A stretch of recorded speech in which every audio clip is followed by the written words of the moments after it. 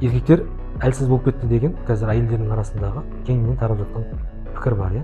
Еркектер әлсіз болып кетті деген мәселе болмауы да мүмкін, яғни просто әйелдердің еркектерге байланысты талаптары өзгеріп кету болуы мүмкін, да, соны білдіруі мүмкін. Немесе соған байланысты бір еркектерді кемшіліктеріне қатты бір фокус қою.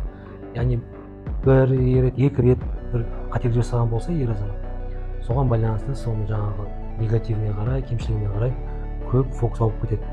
Қандай нәрсеге қатты мән беретін болсақ, сол нәрсені өсіреміз, сол нәрсені ғана байқайтын боламыз.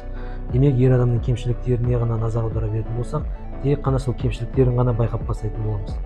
Соның салдарынан жаңағы ер адам әлсіз, асырамай кетті, ақша таппай кетті, бүйтіп кетті, бүйтіп кетті деген негативті пікірдің кесірінен, ер адамға қалыптасқан пікірдің кесірінен ер адамның тек қана кемшіліктерін байқап, сол кемшіліктерін ғана дамытатын боламыз. Себебі басқа да бір жақсылықтарын мән бермейміз, байқамаймыз, сезбейміз. Оның жаңағы жасап жатқан жақсылықтарын, танытып жатқан қамқорлықтарын, немесе басқа да бір жақсы амал әрекеттерін жоққа шығарып жатады әйел адамдар.